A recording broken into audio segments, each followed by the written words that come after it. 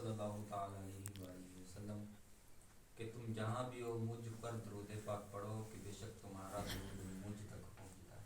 سبحان اللہ. صلو علی الحبیب صلی اللہ علیہ وسلم. ایک حدیث کا مفہوم ہے خیرکم من تعلم القرآن وعلمہ. تم میں بہترین وہ شخص ہے جو قرآن کو پڑھتا ہے اور دوسروں کو پڑھاتا ہے. یعنی کہ اللہ کے پیارے نبی صلی اللہ تعالی علیہ وآلہ وسلم نے آپ لوگوں کو بہترین کہا ہے اور قاری صاحبان جو پڑھا رہے ہیں آپ کو ان کو بہترین کہا ہے. خیرکم من تعلم القرآن وعلمہ کہ تم میں بہترین وہ شخص ہے جو قرآن کو پڑھتا ہے اور دوسروں کو پڑھاتا ہے. تو یاد رکھیں کہ قرآن کو یاد کرنا فرض ہو جاتا ہے.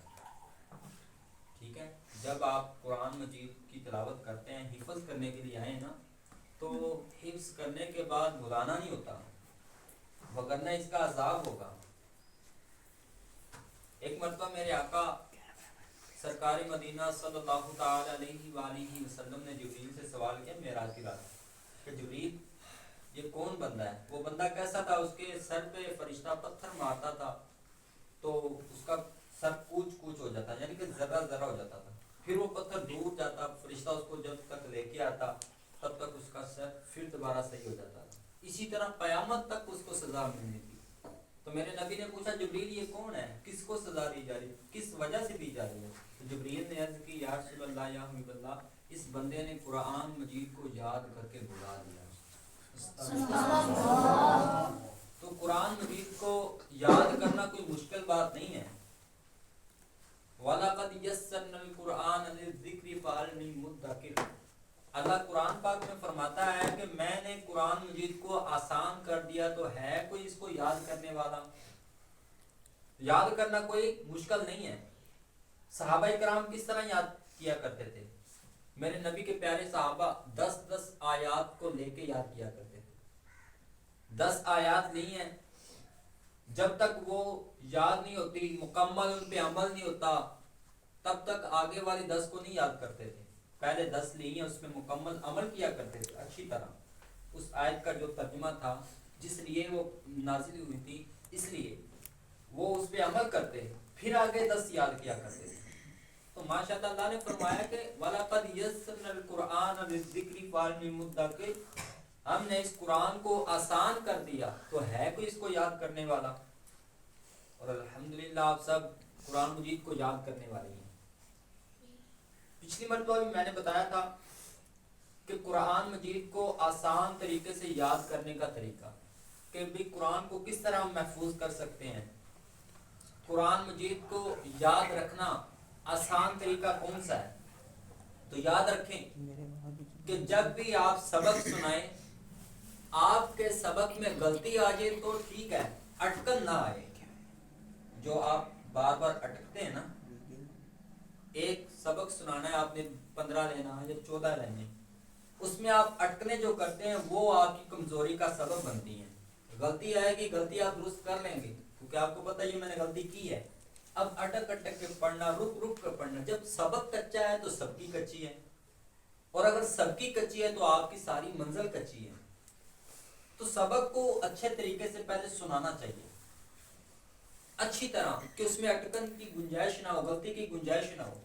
ٹھیک ہے, اس کے بعد منزل کو آسان جو نا یاد رکھنے کا طریقہ یہ ہے کہ جو آپ سبق سنا کے گئے ہیں قاری صاحب کو, اس پر 4 بجے آپ کو چھٹی ہو جاتی ہے, آپ چلے جاتے ہیں, سبق سنا کے چلے گئے ہیں, آپ راستے میں جاتے جاتے اپنا سبق دہرائیں جو آپ سنا کے چلے گئے ہیں.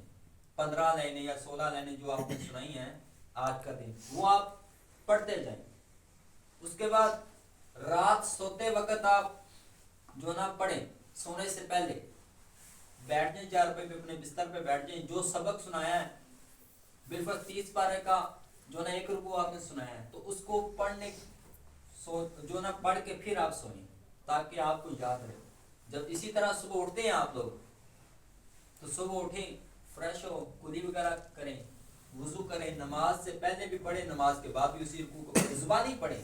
پھر آپ اوپر دیکھ کے پڑھیں کہ اس میں آپ نے غلطی تو نہیں کی. تو انشاءاللہ العظیم اس طرح آپ کی منزل کبھی بھی کمزور نہیں ہوگی۔ منزل کو یاد کرنے کا طریقہ آپ کو بتا رہا ہوں نا۔ پھر اس کے بعد جو کچے پارے ہو جاتے ہیں، ہم کہتے ہیں یار کچے پارے ہو گئے ہیں، وہ کس طرح مضبوط کر سکتے ہیں؟ کچے پارے جو ہیں آپ ان کی روٹین بنا لیں کہ فلاں وقت میں نے جو ہے نا بالفرض آپ 12 بجے سے پہلے اپنا سبق سب کی منزل کور کر لیتے ہیں۔ اب 12 بجے کے بعد جو وقفہ ہوتا ہے، وقفے کے بعد آپ لوگ کچا پوچھ رہے ہیں قاری صاحب کو کچا پارا جو لکھوایا ہے، میرا 30 پارا کچا ہے، 29 پارا کچا یا 28 پارا کچا ہے، اس کا ایک رکوع ڈیلی آپ سنائیں۔ اس رکوع کو ہر نماز میں پڑھیں۔ جو آپ نے کچا رکوع سنایا قاری صاحب کو، اس رکوع کو ہر نماز میں پڑھیں۔ عشاء کی نماز میں سنتیں ہیں، واجبات ہیں، اس میں آپ پڑھیں، نوافلوں میں پڑھیں۔ جتنا آپ زیادہ اس کو پڑھیں گے اتنا زیادہ آپ کو فائدہ ہوگا۔ تو نیت کرتے ہیں کہ انشاءاللہ العظیم ہم جو سبق سنائیں گے اچھی طرح یاد کر کے سنائیں گے انشاءاللہ۔ اس میں منزل یاد کرنے میں کوئی مشکل کام نہیں ہے، اور ایسا کئی لوگ کرتے ہیں کہ ہر روز جو سبق سناتے ہیں اس کو ڈیلی بیس پہ۔ میں نے آپ کو پہلے بتایا ہے کہ صحابہ کرام جو تھے وہ 10 آیات کو یاد کیا کرتے تھے، ٹھیک ہے؟ وہ اللہ نے بھی قرآن میں فرما دیا وَلَقَدْ يَسَّرْنَا الْقُرْآنَ لِلذِّكْرِ فَهَلْ مِن مُدَّكِرٍ۔ تو ہے کوئی، ہم نے اس قرآن کو آسان کر دیا، ہے کوئی جو اس کو یاد کرنے والا ہے؟ تو سب نیت کرتے ہیں قرآن مجید کو اچھی طرح یاد کریں گے انشاءاللہ۔ قرآن پاک کو خوب اچھی طرح پڑھیں گے انشاءاللہ۔ اللہ پاک سب کو قرآن مجید صحیح عقیدے سے پڑھنے کی توفیق عطا فرمائے، آمین۔ سب بچوں کے علم میں اضافہ عطا فرمائے، آمین۔ صلو علی الحبیب صلی اللہ علیہ وسلم۔